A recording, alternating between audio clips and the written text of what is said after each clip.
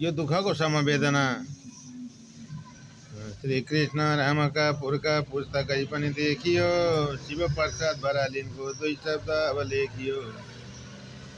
शिव प्रसाद थियो नाउँ बरालो निनाको, तर खेजे निम जन्म थियो अहिले सुरुङ्गामा थियो घर। चल्ती फिर्ती थिए पहिले पाहाडमै पनि धनी, रविचन्द्र र लीलाका जेठा छोरा थिए यिनी। बाँच्दा केही गर्न यी खोज्थे, अहिले मात्रै नै मारे। जन्मेकै भूमिमा यिनले हेडसरको स्कुलको हेडसरको काम त्यहाँ गरे। दुई छोरा अनि तीन छोरी सन्तानका यी थिए धनी, निरौला ससुराली हुन् छँदैछन् सकिने पनि। तीनजना दाजुभाइमा छँदैछन् दाजु, सबैका दाजु हुन् यिनी। छँदैछन् एकजना भाइ, एउटा त स्वर्गवास पनि। भूपू शिक्षक थिए हेर, हेडसर भत्ता थिए कमी। के थिएन भनौँ यिनको, सबै थोकी थिए धनी। अब 86को आयु भए 90 छैनन् यी पुरा। कर्णाखर र सावित्रा थिए सासु ससुरा। 16 सालको बिहे यिनको, भूपू शिक्षक हुन् यिनी। खेजे निममा प्रावि स्कुल हेडसर, खेजे निममा बिमा हेडसर सुरुमा पनि। युवराज र टीकाराम हुन् दुई छोरा हुन् व्यापारी, शर्मिला र कल्पना चाहिँ बुहारी नाउँ परी। तीन छोरी हुन् तुलसा चन्द्रूपा विमलाइनी, कृष्ण नन्दराज र तोया ज्वाइँ हुन् तिनी। सिग्देल दाल तिनजना चाहिँ ज्वाइँ तर देखिन्छ, जान्दिन घर सोधेर त्यो पछि लेखिन्छ। 8 जना छन् नातिनी चाहिँ 4 जना छन् यहाँ नाति, छोरापट्टि छोरीपट्टि नातिकै ताती। जिब्रो चपाई बोल्दैनथे भित्री धर्म केही भएर, खेजे निमको प्रावि स्कुल पहिलो हेडसर। गङ्गा वेद माया नाउँ भाइ बुहारीका नामिनी, गौतम अधिकारी रहेछन् माइती थर पनि। भाइका नाम अघि मैले बताइसकेका छु। बाँचुन्जेल त मैले जान्दा राम्रै नै थियो नतिजा, डमरू बल्लभ खगेन्द्र यिनका भतिजा। योग प्रसाद र दधिराम छन् भतिजा नै भइगए, बढी बुबा भन्थे आउँथे अब दिन गए।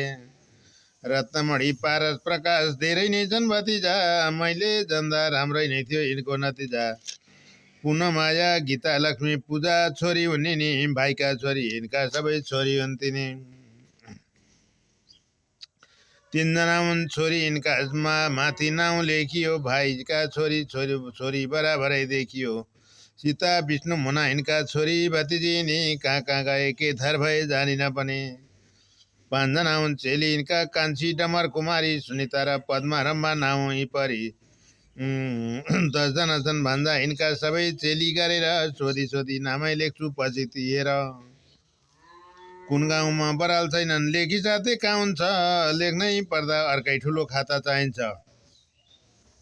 यिनको साइनो जन्मभूमि रहेछ खेजे निमसित, जन्मभूमि ताप्लेजुङको सुनौँ कविता भन्दै पहिले ताप्लेजुङको कविता सुनौँ, अनि जन्मभूमि खेजे निमको पनि सुनौँ है त। ओलङचुङ गोला पापुङ र नाल्बु थेङ्नापो फाकम्बा, हाङपाङ र चाँगे सान्थक र साँगु लेख्ते व्र थुकिम्बा। खामाङ र खोक्लिङ लिबाङ र सावा खम्बाङ र खोक्लिङ लिबाङ र सावा, डुङ्गे साँगु लिमखिम। फुलबारी दुखु निगुरा दिन्छन् नाङ खोल्याङ कोही फुङलिङ। तिरिङ्गे तेलो खेचम्बु फावा खोला चाक्ची बोटे, मामाके मेले सिकाइचा सिनाम थुम्बे दिन डुम्रिसे। साप्लाखु आङ्खो फुरुम्बु पेदाङ लिम्बु दिन सदेवा, अम्बिगु दिन्छन् कोही अम्फु दिन्छन् सुरुङ खिम हाङदेवा। तापे थोक लेखे खाबु काली खोला र खेजे निम, साबा दिन सही ती 50 गाउँ चाहिँ ताप्लेजुङ भित्रै हुन्। र ताप्लेजुङ पछाडि यिनको जन्म चाहिँ ताप्लेजुङको खेजेनिम छ, र खेजेनिमको कविता पनि म यहाँ सुनाउन खोज्दैछु, तर खेजेनिमको कविता यहाँ भेट्दै छैन है अहिले। आफ्नो गाउँ लेखौँ साथी के को रमिता, ताप्लेजुङको खेजेनिमको सुनौँ कविता। आफ्नो गाउँ लेख्नु पर्छ के को नमिता, ताप्लेजुङको खेजेनिमको सुनौँ कविता भन्दै भन्दै खेजेनिमको कविता भरेभरि सुनाउने वचनबद्धताका साथ अहिलेलाई दुई शब्द कविताबाट बिदा भन्दा नि यहाँ कविता भेटे हे। धरती यो लेखी साथै छैन छन त तापले जुनको खेजे झुमको सुनौ कविता। शिबु मामाङ्खे र लोकथुम शिबु मामाङ्खे थोक्बे बुङ लोकथुम गाउँ छन् हाङसो हाङदो रोङछन् शिबु गाउँ पावा देवी थान। शिबु युवा मखेल खोला सिँचाइ त्यहाँ गरे ठुलो खोला तमोर नदी खाडीमा परे। बाटा भए दुईटामा भी स्कुल त्यहाँ पढी पहाडे मूल सबै देखे लिम्बू छन् बढी। मानु पाथिभरादेखि तमोरुसम्म अलैँचीका बगान रहेछ र ठाउँै अचम्म। खसी बाख्रा धान खेती छ को छ र कमी अलैँचीका साहुमा झन् भइसके धनी। धर्म कर्म धेरै चिजमा त्यो गाउँ बोधनी महातीर्थ पाथिभरा शिरतिर पनि स्वावलम्बी गाउँ हेर अघि बढ्दैछ। ताप्लेजुङको खेजे निमले केही त गर्दैछ। ताप्लेजुङको मेदी बुङ्गो बराल मूलथलो खेजे निममा सुनेपछि खेजे निममा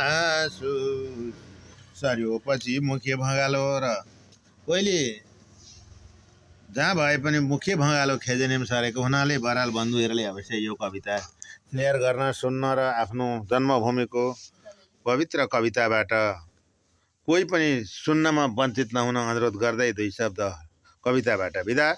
कविता गर्ने श्रवणजनलाई पनि धन्यवाद। म सिङ्गो बरालका 7 पुस्ता अगाडिदेखिको लय पयो सहित यो कविता छपाउने जमर्कोमा छु र तपाईँहरूले चाहिँ अब कविलाई पनि एउटा हैसला एउटा चाहिँ जाँगर उत्साह चाहिँ दिनुहुन्छ भन्ने आशा अभिलाषा राखेको छु। धन्यवाद।